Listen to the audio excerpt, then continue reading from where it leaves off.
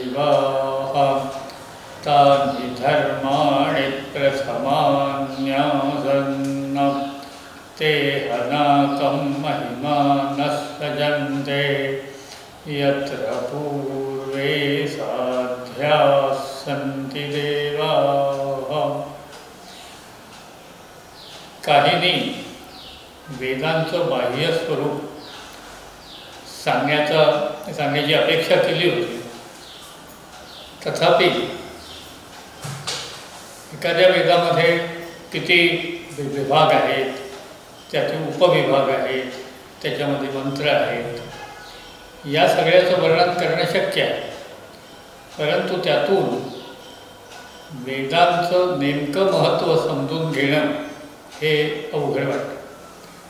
सामान्यपणे असं म्हणता येईल की ऋग्वेद हा अधिक देवता स्तुतीपर आहे, यजुर्वेद हा यज्ञाविषयी काही ज्या सगळ्या सूक्तांचा ऋचांचा वापर करण्याविषयीचं मार्गदर्शन करणारा आहे। सामवेदामध्ये एक वेगळ्या प्रकारे म्हटलं तर संगीताच्या द्वारे त्या ऋचांचं पठण आणि त्याचा उपयोग हाही सांगितला, आणि अथर्ववेदामध्ये प्रामुख्याने या सगळ्या दैनंदिन जीवनात चालणाऱ्या ज्या विविध प्रकारच्या उपासना पद्धती, पूजा प्रमुख आहेत, याच्या संबंधीचा काही विचार मांडला आहे। अर्थात प्रत्येक वेदामध्ये काहीतरी महत्त्वाचा विचार हा मांडण्याचा प्रयत्न आहे, पण याहून संख्यात्मक वर्णन करण्याचा उपयोग मला थोडा कमी जाणवला। पण सर्व वेदांना नेमकं काय म्हणायचं आहे असं जर विचार केला तर वेदांनी यज्ञाला प्राधान्य दिलं आहे। यज्ञ म्हणजे काय तर यज्ञ याचा अर्थ निरपेक्षपणे दुसऱ्याला देणं, त्या देण्याचे परतफेडीची कुठल्याच तऱ्हेची अपेक्षा न करणं, असं सर्वांनी करावं। भगवद्गीतासुद्धा याच विचाराचा पुष्कळ विस्तार करते, आणि सर्व सृष्टी निर्माण करताना परमेश्वरानं ती कशासाठी केली तर ती यज्ञासाठीच केलेली आहे। यज्ञामधूनच सर्व सृष्टी निर्माण झालेली आहे, आणि म्हणून प्रत्येक मनुष्यानं यज्ञासाठी कर्म करावं असं गीतेला अनेक ठिकाणी मांडायचं आहे, म्हणायचं आहे। आता यज्ञ या संकल्पनेचा नेमका उपयोग आणि त्यासाठी वेदमंत्रांचा उपयोग कसा आहे तर ही सर्व सृष्टी यज्ञाच्या आधारानंच चालते। म्हणजे वेद म्हणजे ज्ञान, आणि यज्ञ हे त्या ज्ञानाचा केलेला उपयोग असं आपण समजू।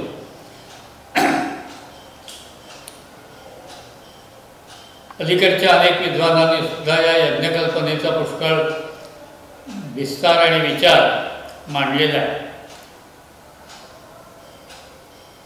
ऋग्वेदामधलं आणि कृष्ण यजुर्वेदामधलं म्हणजे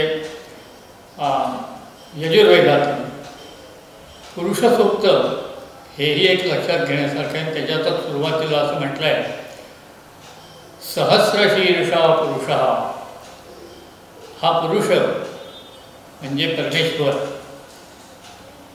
कसा आहे तो सहस्रशीर्षा, हजारो मस्तक असलेला, हजारो डोळे असलेला, हजारो हात असलेला, हजारो पाय असलेला, अशा तऱ्हेचा हा परमेश्वर आहे। आपण माणसं द्विपाद आहोत, काही पशु चतुष्पाद आहेत, काही आणखी काही जास्त पाय असलेले सर्पासारखे, तर त्याचे भुजगम म्हणजे हातानेच तो चालतो, ते त्याचे पायही आहेत आणि हातही आहेत। तात्पर्य ज्याच्यामुळं मनुष्याची हालचाल होते ती पाय, अशी कल्पना जर केली तर या सगळ्या मनुष्याच्या हालचालीला कशामुळं महत्त्व आलं तर ते खरं म्हणजे यज्ञामुळं आलं. गीता तर म्हणते यज्ञात भवती पर्जन्य, यज्ञ कर्मसमुद्भव. सर्व तऱ्हेच्या हालचालीला यज्ञामुळं सुरुवात होते, पर्जन्य यज्ञामुळं होतो. आता हा यज्ञ म्हणजे अग्निकुंड पेटवलेला आहे, त्याच्यामध्ये तुपाच्या किंवा अन्य काही वस्तूंच्या योग्य हवनीय पदार्थांच्या आहुती दिले जात आहेत. हे सुद्धा यज्ञाचं एक बाह्य स्वरूप आहे. यज्ञाचं खरं स्वरूप असं आहे जे अनेक ठिकाणी मांडलं गेलेलं आहे, ते म्हणजे देवतांना उद्देशून द्रव्य त्याग करणं, द्रव्य देणं, याचं नाव देवतोद्देशेन द्रव्य त्यागो यागा. पण प्रत्येक ठिकाणी द्रव्यत्यागच आहे असं नाही. काही ठिकाणी श्रमत्यागही आहे, काही ठिकाणी मानसिक श्रमांचं त्यागसुद्धा मी वापर केलेला आहे. त्यामुळं यज्ञ ही सर्व विश्वाला चालवणारी अशा तऱ्हेची एक संकल्पना आहे. अगदी ज्याला आपण निसर्ग चक्रामधले काही चक्रांचा विचार जर केला तर समुद्राच्या पाण्यातून पाण्याची वाफ होऊन त्याचे ढग बनतात, त्याचं पुन्हा पाऊस पडतो, ते पाणी पुन्हा समुद्रात जातं आणि असं हे चक्र चालू आहे.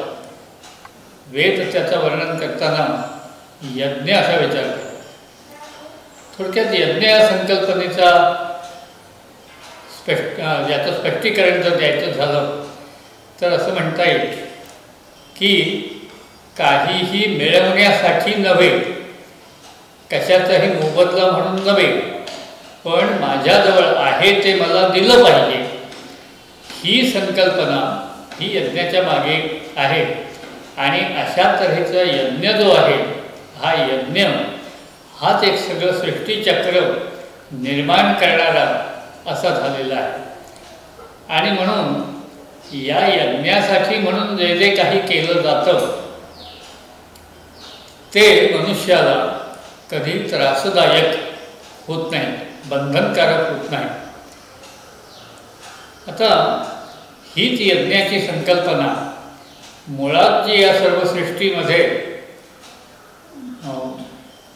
प्रत्यक्ष दिसत असते ती काही वेदमंत्रांच्या आधारानं काही देवतांना उद्देशून द्रव्यत्याग करणं म्हणजे वस्तू घालणं म्हणा, अन्य काही वस्तू देणं, सविधा घालणं, यातून आपल्याला जे दिसतं त्याला आपण यज्ञ असा शब्द म्हणतो.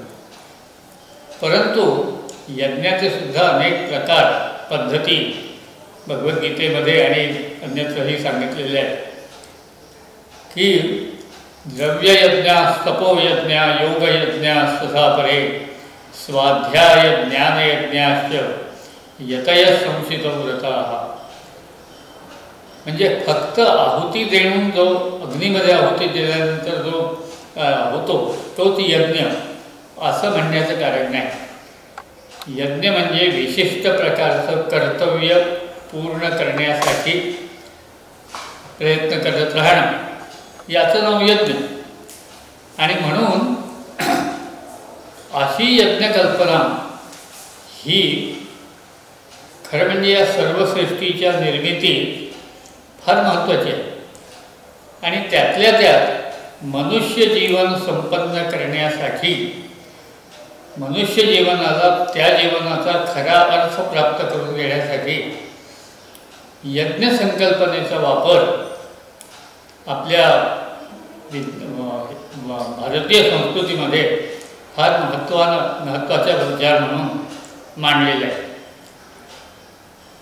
माणसाची स्वतःची व्यक्तिगत कर्म, माणसाची समाजाचा घटक म्हणून असलेली कर्म, माणसानं एका संपन्न व्यक्तीनं अनेकांच्यासाठी करणं, आणि शेवट स्वतःचा देहही अग्नीच्या द्वारे संपून टाकणं, या प्रत्येक गोष्टीत यज्ञच आहे. आणि म्हणून यज्ञानं संपूर्ण समाजाची रचना करण्याचा जो प्रयत्न केलेला आहे तो या सगळ्या वेदवाङ्मयामधून लक्षात घेण्यासारखा आहे. मनुष्यांचे सर्व तऱ्हेचे व्यवहार हे यज्ञाने बांधलेले. आता या यज्ञामधली मुख्य भूमिका काय, तर मला काहीतरी द्यायचं आहे, प्रत्येकानं काहीतरी द्यायचं आहे, काही घ्यायचं आहे आणि काहीतरी घेण्यासाठी म्हणून द्यायचं आहे, हा व्यापार झाला. परंतु मनुष्य जीवनाचा खरा अर्थ मला माझ्याकडची शक्ती ही दुसऱ्यांच्यासाठी किंवा इतर कोणासाठी तरी वापरायची आहे. आणि म्हणून त्याचं सर्व जीवन हे या यज्ञाने बांधलेलं आहे. खरं म्हणजे मनुष्याचे जन्माच्या पूर्वीपासूनचे आणि जन्मानंतरचे अनेक संस्कार या ठिकाणी यज्ञाचं महत्त्व किंवा यज्ञाचा वापर हा सांगितलेला आहे. पण आणि त्याच्या जीवनाच्या प्रत्येक टप्प्यामध्ये अशा तऱ्हेचे यज्ञ आहे. जन्माला येण्यापूर्वीसुद्धा जे संस्कार होत, 3 संस्कार 4 संस्कार सांगितले आहेत, त्या सगळ्या संस्कारामध्ये यज्ञ अपेक्षित आहे. कारण मनुष्याचं जीवन हाच एक यज्ञ आहे. आणि म्हणून या यज्ञामध्ये ही संकल्पना लोकांच्या मनामध्ये रुजवण्याची, म्हणजे किंबहुना ते सवयीची होण्यासाठी याचा उपयोग होणं हे खरं म्हणजे वेदातून जनव्यवहार साधण्यासाठी यज्ञ संकल्पनेचा वापर केलेला आहे. मनुष्याच्या जन्मापासून तो मृत्यू अखेर त्याचे जे विविध जीवनाचे टप्पे आहेत, या टप्प्यांच्यामध्ये वेगवेगळ्या यज्ञांची संकल्पना मांडली. मनुष्यावर संस्कार होण्यासाठी या यज्ञांचा उपयोग होतो. दुसरं,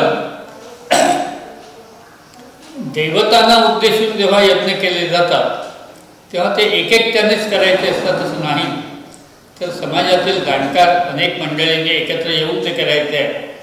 आणि त्याच्यामधून वायुशुद्धी, भूमिशुद्धी, जलशुद्धी यासारख्या सुद्धा अनेक गोष्टी संपन्न होतात. आणि म्हणून यज्ञानं सर्व तऱ्हेची सृष्टीचा वापर केला आणि एका अर्थानं मनुष्य जीवनाचा समग्र विचार या यज्ञाच्या कल्पनेमधून मांडलेला आहे.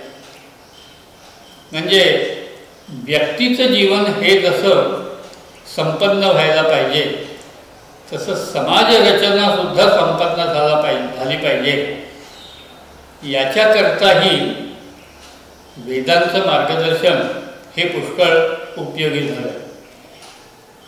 एका व्यक्तीच्या जीवनातील आश्रमव्यवस्था म्हणजे विविध टप्प्यांच्या वर त्याने करायचे कर्तव्य, या आश्रमव्यवस्थेमधून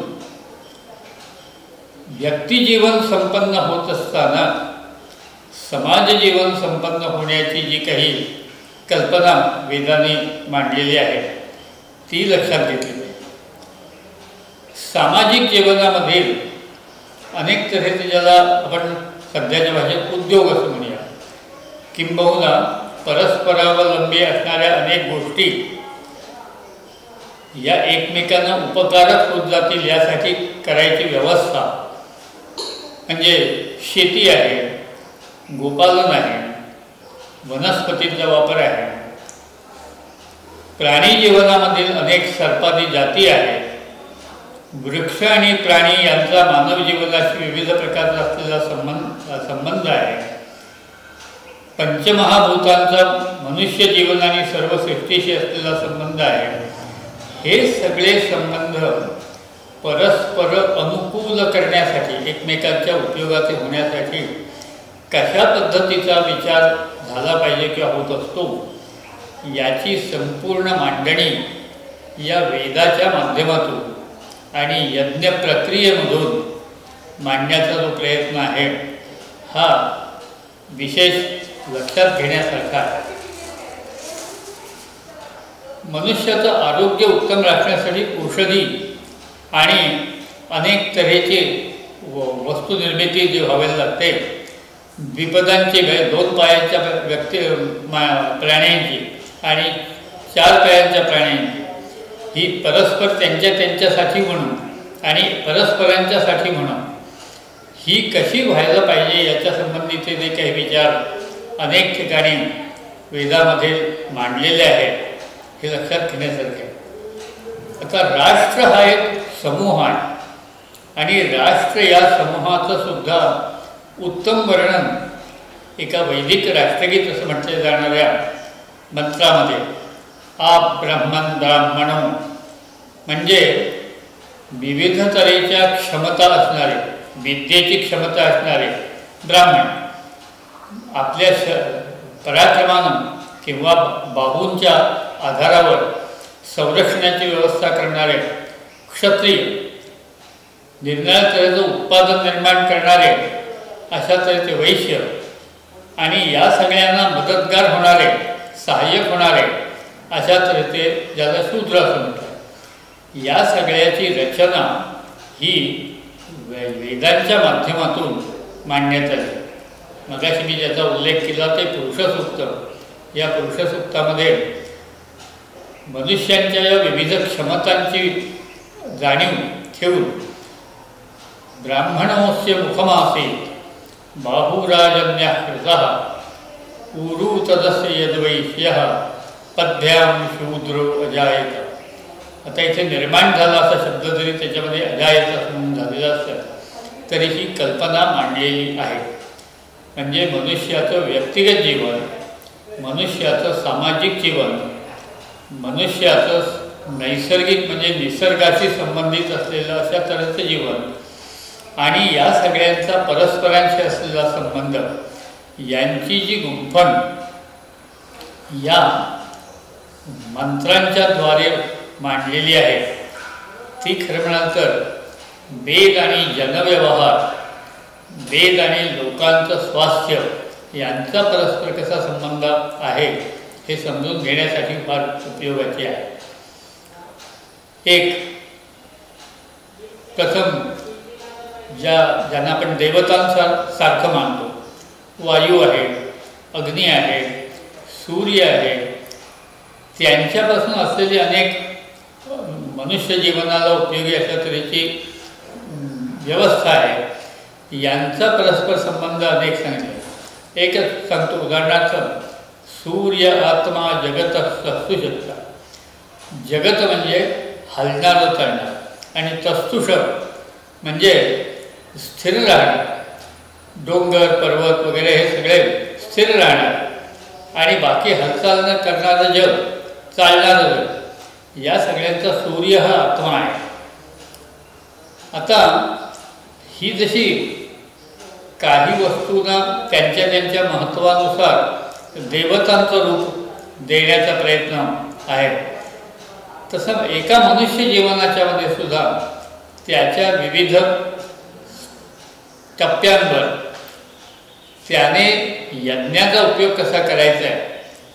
तर ब्रह्मचार्यानं प्रतिदिवशी त्याच्या बाकी सगळ्या अध्ययनाबरोबरच यज्ञ किंवा अग्नीची उपासना करणं हे फार महत्त्वाचं मानलं आहे. कारण हा अग्नी आम्हाला तेज देणारा आहे, वाणी देणारा आहे, विद्या देणारा आहे आणि त्याची उपासना ब्रह्मचारी असणाऱ्या वयाच्या वाढत्या विभागामध्ये, वयाच्या सुमारे 25 वर्षापर्यंतच्या काळामध्ये यांची उपासना करायची आहे आणि आपलं सामर्थ्य, आपलं आरोग्य हे सर्व वाढवायचं आहे. यासाठी काय काय करायला पाहिजे याच्यामुळे तिथेही यज्ञाचा विचार केला. गृहस्थाश्रमामध्ये प्रत्येक मनुष्याला 5 प्रकारचे यज्ञ सांगितले आणि हे यज्ञ याचा अर्थ प्रत्येक ठिकाणी काही अग्नीमध्ये आहुती देणं अशीच अपेक्षा केलेली आहे असं नाही आहे, परंतु हे कुटुंब व्यवस्था किंबहुना समाजाचा एक घटक या नात्यानं व्यक्तीनं आणि कुटुंबानं कसं वागावं याच्यासाठी ती पंचमहायज्ञांची कल्पना मांडलेली आहे. ही सगळी जर लक्षात घेतली तर वेद हे जनव्यवहाराला ज्या तऱ्हेनं उपयोगी होऊ शकतात त्याचं माध्यम यज्ञ असं मानतात. यज्ञ हे उपयोगी पडण्याचं साधन असं शब्दानं किंवा अशा अर्थानं त्याचा शब्दप्रयोग केला तरी चालेल.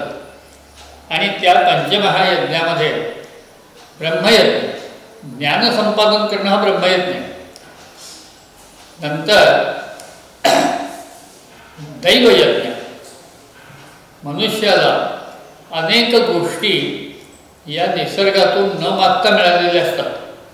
म्हणजे सूर्याचा प्रकाश मला पाहिजे म्हणून काही कुठल्या दुकानात जाऊन घेण्याचा मुद्दा नाही आहे.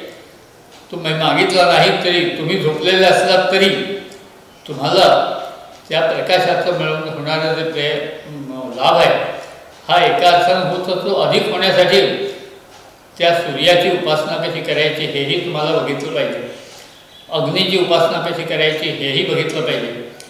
या आणि देव या स्वरूपाच्या म्हणजे ज्या गोष्टी आपण निर्माण करत नाही, तर म्हणजे वापरासाठी त्याचा उपयोग करण्याकरता आपल्या सोयीच्या करून घेतो, पण निर्माण आपण नाही करत.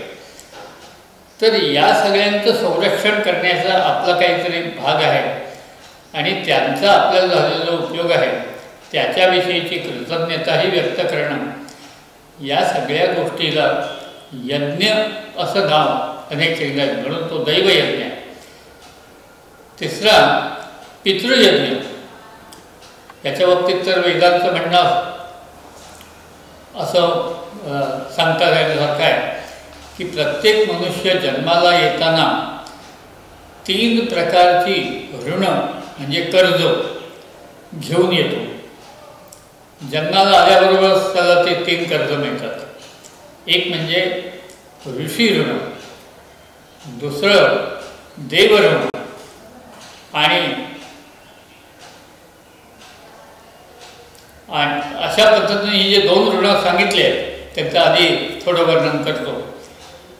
अनेक प्रकारचं ज्ञान निर्मिती ज्या तपस्वी लोकांनी, ज्या ऋषी लोकांनी केलेली आहे ती फक्त वेदांच्या संदर्भातच आहे असं नाही, आत्ताच्या संदर्भात सुद्धा दैनंदिन जीवनातल्या याच्यामध्ये जिथे जिथे ज्ञानाची निर्मिती झालेली आहे त्यासुद्धा सगळ्या गोष्टी आपण गृहीत धरूया. तर हे आपल्यावर असलेलं ऋषींचं ऋण आहे. निसर्गातल्या अनेक गोष्टी ज्या आपल्याला उपलब्ध होतात, पंचमहाभूत, हे देवांचं आपल्यावर असलेलं ऋण आहे. आणि अशा तऱ्हेची ही ऋणं जी आहेत त्या ऋणांची परतफेड करणं हे फार महत्त्वाचं आहे. आणि त्यासाठी ते करणं म्हणजे मनुष्याचं जीवन चालणं. आणि ते चालत असताना ज्या 3 ऋणांच्यामुळं आपण म्हणजे मनुष्य जीवन हे संपन्न होत असतं, त्यासाठी या 3ही ऋणांचं परतफेड करणं. आणि ऋण या शब्दाचाच अर्थ असा आला की ते आपण इतरांच्याकडून आपल्या वापरासाठी तात्पुरती घेतलेली गोष्ट आहे आणि ती यांना त्या मार्गानं पद्धतीनं परत करायची आहे. तेव्हा असे हे दैवऋण. नंतर देवऋणामधला आणखी एक भाग म्हणजे सूर्यप्रकाश आहे, अग्नी आहे, वारा आहे. यामधून अनेक तऱ्हेची आपली सोय, जीवनाची सोय ही जे होत असते त्यांची शुद्धी राखणं हाही त्याचा एक भाग म्हणून लक्षात घेण्यासारखा आहे. हा जसा दैवऋण झाला तसं भूतयज्ञ. भूत याचा अर्थ मनुष्य प्राणी किंवा मनुष्य एक प्रकारचं जीवन सोडून अन्य जी जीवन आहे, म्हणजे गाई गुरांच्या पासून, अरण्यातल्या पशूंच्या पासून, पक्ष्यांच्या पासून जे जे जीवयुक्त सजीव अशा तऱ्हेचे प्राणी आहेत, या प्राण्यांचं सुद्धा आपल्या जीवनामध्ये अनेक प्रकारचं योगदान आहे. तेव्हा त्यांची सुद्धा आठवण ठेवली पाहिजे. आपल्याकडे पूर्वीपासूनची अशी पद्धत, अलीकडे लहान कुटुंबामध्ये किंवा 2 खोल्यामध्ये 3 खोल्यामध्ये राहणारे जे, किंवा अलीकडच्या भाषेत सांगितलं फ्लॅटमध्ये राहणारे जे पद्धती, राहण्याची जी पद्धती नवीन निर्माण झाली, त्याच्यामध्ये या गोष्टी फारशा संभवत नाहीत किंवा लक्षात येत नाहीत. परंतु प्रत्येक दिवशी जेवायला बसण्यापूर्वी एक काहीतरी अन्न हे बाहेर ठेवायचे. कोणासाठी? याला काकबली असा शब्द वापरला आहे. काक हा म्हणजे कावळा, त्या सगळ्यांचा प्रतिनिधी म्हणून त्या कावळ्यासाठी म्हणून अन्न ठेवा. म्हणजे कावळ्यासाठीच नाही देत अन्न, अनेक मुंग्या किंवा किडे, अन्य पक्षी, या सगळ्यांच्यासाठी सुद्धा आमचं काहीतरी देणं लागतं, कारण तेही आमच्या जीवनामध्ये पुष्कळ तऱ्हेची मदत करत असतात. तेव्हा त्यांनाही देणं हा भूतबली झाला. तेव्हा पितृयज्ञ, नंतर दैवयज्ञ, भूतयज्ञ, आणि अशा या सगळ्यांनी बनलेलं असं जे आपलं जीवन आहे, हे जीवन संपन्न होण्यासाठी पंचमहायज्ञांची कल्पना. आणखी एक मनुष्ययज्ञ म्हटलं आहे. मनुष्ययज्ञ म्हणजे आपल्यासारखेच आपल्या परिचित नातेवाईक जे असतात, कुटुंबातली माणसं असतात, ती एकमेकांच्याशी जोडलेली असतात, हे खरं आहे. परंतु एका ऋचेमध्ये असं म्हटलं आहे की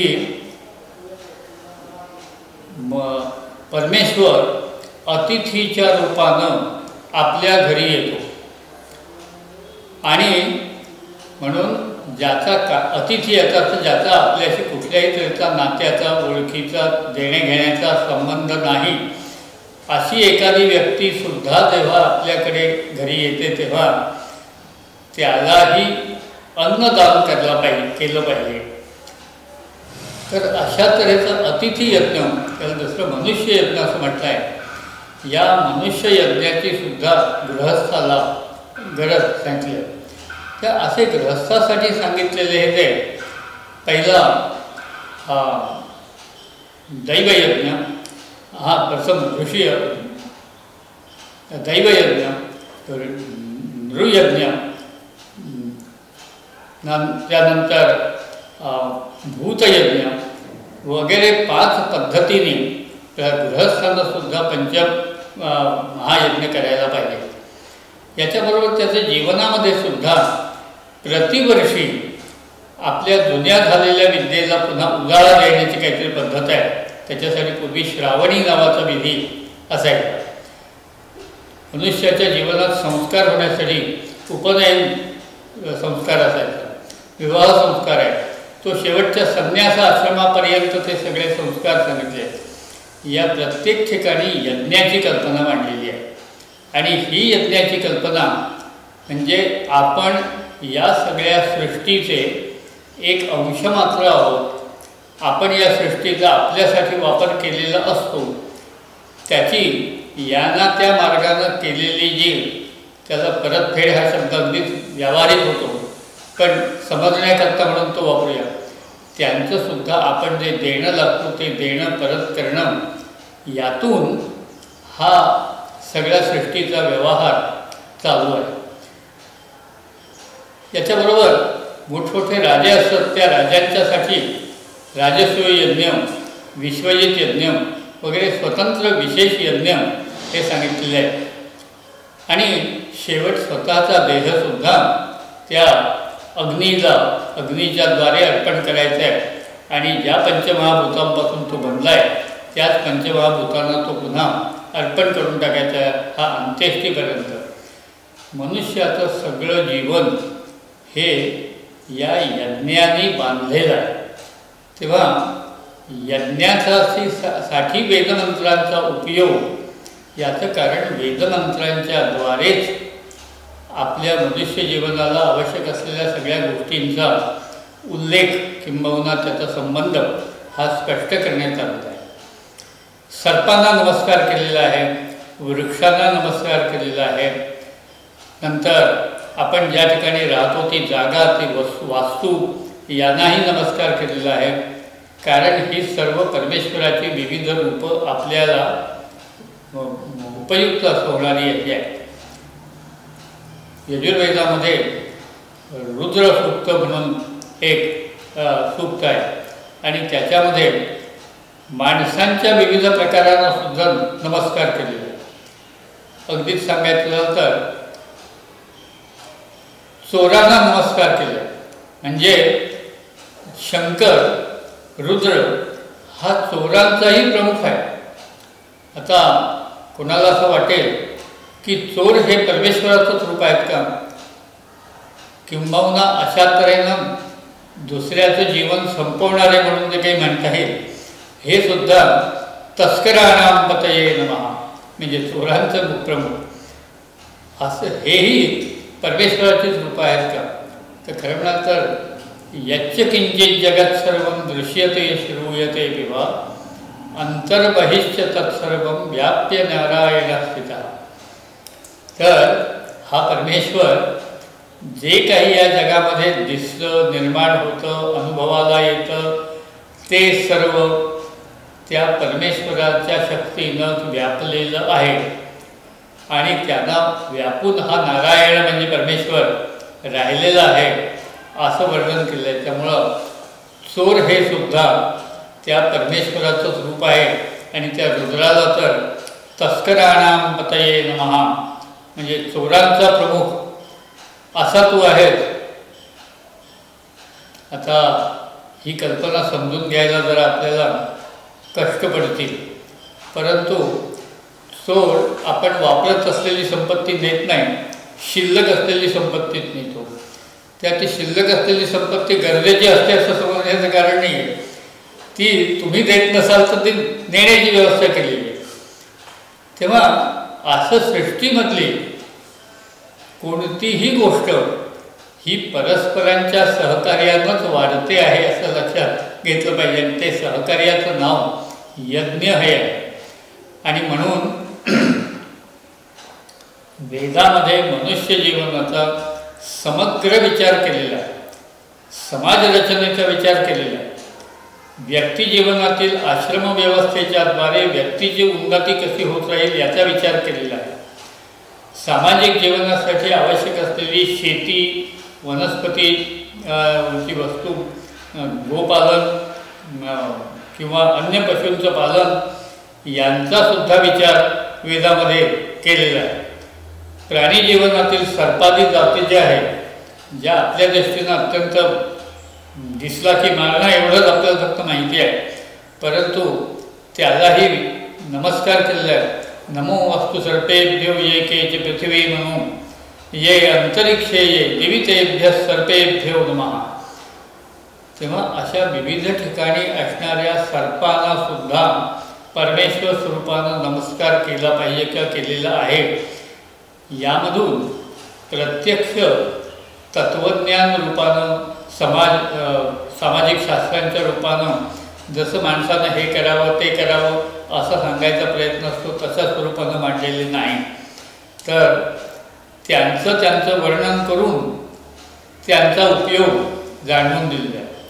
म्हणून वनस्पती असतील, गायी प्राणी असतील, या सगळ्यांचं मानवी जीवनाशी असलेला संबंध लक्षात घेऊन वेद वाङ्मयाचा विचार जर लक्षात घेतला तर आपल्याला असं लक्षात येईल की वेद हा मनुष्य जीवनाला अत्यंत मार्गदर्शक अशा पद्धतीचा एक मोठा संग्रह आहे आणि या दृष्टिकोनातून त्याच्याकडे बघण्याची गरज आहे.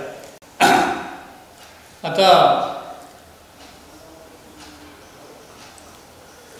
अन्न, पाणी, नद्या वगैरेंच्या गोष्टींचा वापर आणि त्यांच्यासाठी माणसाची विविध कर्तव्य यांचा विचार कसा आहे, तसा कोणाही मनुष्याला एकट्यानं खाण्याचा अधिकार नाही. आणि म्हणून एका ऋचेमध्ये असं म्हटलं आहे, केवलाभो भवती केवलानी. जो मनुष्य फक्त आपण खातो, केवल आदी म्हणजे खाणार आहे, तो मूर्तिमंत पाप आहे असं समजा. म्हणजे अन्न हे इतरांना देऊनच खाण्याची गोष्ट आहे, हे एका अर्थानं नीतीचं तत्त्व म्हणून वेदामधून मांडण्याचा प्रयत्न केला आहे. आता मगाशी सांगितलं की आज ज्या आपण विविध तऱ्हेची कडधान्य म्हणा किंवा अन्य उपयुक्त धान्य यांचा वापर करतो, हे सगळं मला नित्य उपयोगाला यावं असं अनेक ठिकाणी माशाश्चमे, तिलाश्चमे, मुद्गाश्चमे, गोधूमाश्चमे, मसुराश्चमे, प्रियंगवश्चमे म्हणजे मला मिळावं, हे सर्व त्या रुद्राची स्तुती करता करता त्याकडून मागवून घेतलेलं आहे. नंतर विविध तऱ्हेची खनिज द्रव्य कोणती आहेत, अश्माचमे, मृत्तिकाचमे, तर त्या खनिज द्रव्यांचा सुद्धा उल्लेख वेदांच्या मध्ये जो केलेला आहे, तो त्या खनिज द्रव्यांचा मनुष्याला असणारा जो उपयोग आहे तो लक्षात घेऊन केलेला आहे. एकच गोष्ट सांगितलेली आहे की यापैकी प्रत्येक गोष्ट ही उपभोगासाठी नाही, ती देण्यासाठी आहे आणि देण्यामध्येच मिळण्याची व्यवस्था आहे. कारण क्रियेला प्रतिक्रिया. आता उलटी जशी एक क्रिया आपण फक्त घेण्याचीच करत घेतलं तर ती आपल्याला इच्छा नसली तरीसुद्धा ती द्यावी लागते आणि शेवटी तर सगळं सोडून द्यावं लागतं. पण जाणीवपूर्वक ज्यांच्याकडून आपल्याला अनेक तऱ्हेच्या जीवनावश्यक गोष्टी उपलब्ध होत असतात, त्यांना आपल्या जीवनाचा भाग बनवणे, त्यांच्या आधाराने त्यांची जी योग्यता आहे त्या योग्यतेनुसार त्या वस्तूंशी व्यवहार ठेवणे, हा कसा ठेवायचा असतो हा एक यादी करून दिलेली नाही आहे, पण अनेक मंत्रांच्या द्वारे ते सुचवलेलं आहे, मांडलेलं आहे. तेव्हा अशा पद्धतीच्या ज्या वेदामधल्या अनेक प्रकारच्या काही वेळा देवतांच्या स्तुतीच्या माध्यमातून हे मांडलेलं आहे. त्या वेदामध्ये ज्या पद्धतीनं वाङ्मयाची रचना आहे, ती वाङ्मयाची रचना आज्ञारूप नसून वर्णनरूप आहे. आणि वर्णन करता करता तुम्हाला तुमच्या जीवनाचा मार्ग कसा असला पाहिजे याचा विचार करण्याची आणि व्यवहार करण्याची सूचना त्या सगळ्या मंत्रामधून दिलेली आहे. खरं म्हणजे वेदांचं जे बाह्य स्वरूप आहे, म्हणजे त्याच्यामध्ये किती मंडल आहेत, किती सूक्त आहेत, किती ऋचा आहेत, हे महत्त्वाचं आहे. पण ते काम सर्वांच्या दृष्टीनं महत्त्वाचं कसं समजावं असा एक प्रश्न मनात येऊ शकतो. मी नुसतं त्या आकडे कळले, त्या आकडेने काय होणार आहे? त्यातल्या काही ऋचांचा आपल्या जीवनाशी असलेला संबंध स्पष्ट करण्यानंच वेदांचं महत्त्व करणार आहे. आणि असं व्यक्तिगत, सामूहिक, अनेक पिढ्यांचं सुद्धा सृष्टीमधील सजीव आणि आपण ज्याला निर्जीव असे म्हणतो ते डोंगर, पर्वत वगैरे सुद्धा, या सगळ्यांचा परस्पर संबंध समजावून सांगण्याचा जो प्रयत्न या वेदांच्या माध्यमातून केलेला आहे आणि तो संबंध स्पष्ट करण्याचं काम या यज्ञसंस्थेनं किंवा यज्ञरूपी या पद्धतीनं केलेलं आहे. आणि म्हणून भगवंतांनी सांगताना गीतेमध्ये असं सांगितलं की गीता ही आपल्याला सगळ्यांना लवकर समजण्यास सोपी म्हणून की यज्ञार्थात कर्मणोन्यत्र लोकोयम कर्मबंधना.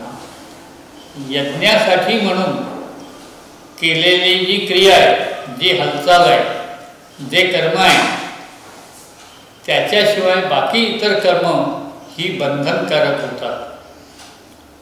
आता याचा विचार जो भगवंताने गीतेत मांडलेला आहे तो वेदांचंच रूप, म्हणजे वेद ही त्या गीतेचं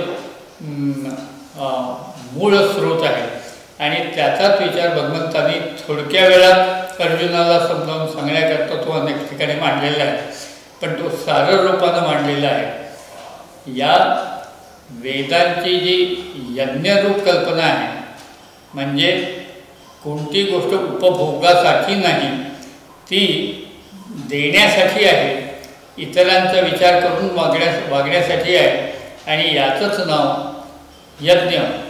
पण त्या सगळ्यांना मूळ वस्तू ज्या आहेत, आकाश, वायू, नंतर अग्नी, पाणी आणि भूमी, या पंचमहाभूत असं ज्याला म्हटलं आहे, ती पंचमहाभूत या परमेश्वरापासून निर्माण झाली आहे.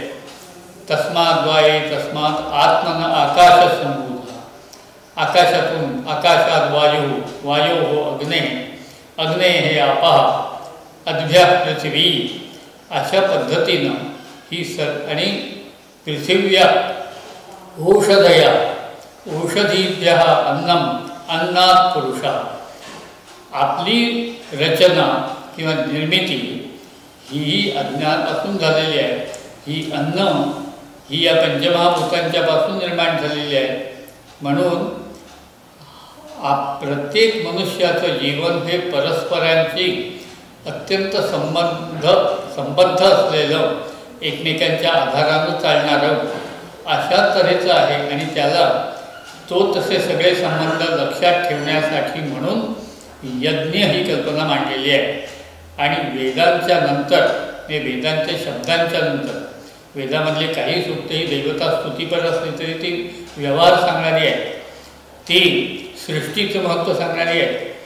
अशा पद्धतीनं हा जनव्यवहाराला अत्यंत उपयुक्त असणारं अशा तऱ्हेचं जे वापरण्याची पद्धत ही यज्ञांच्याद्वारे प्रकट झाली आणि त्याचं मूळ ज्ञान हे वेदांच्या मधून आलं. म्हणून वेद हे मनुष्य जीवनाचा एकूण व्यवहार कसा सुखद आणि परस्पर वाढवणारा असा होईल हे सांगण्यासाठी वेदांचा अनंत उपयोग आहे.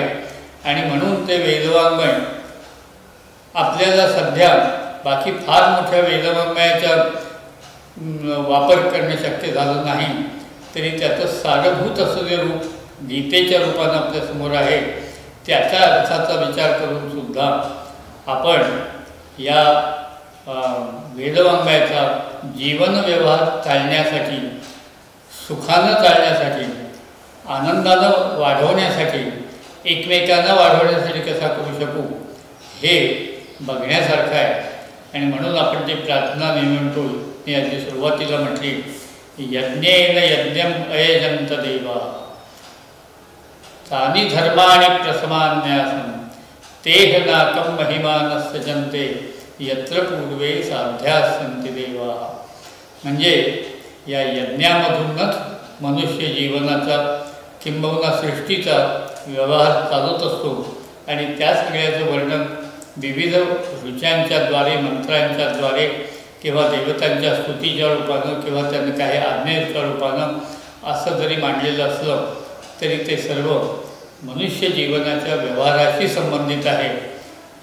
एवढं आपण सर्वांनी लक्षात घेण्यासारखं आहे.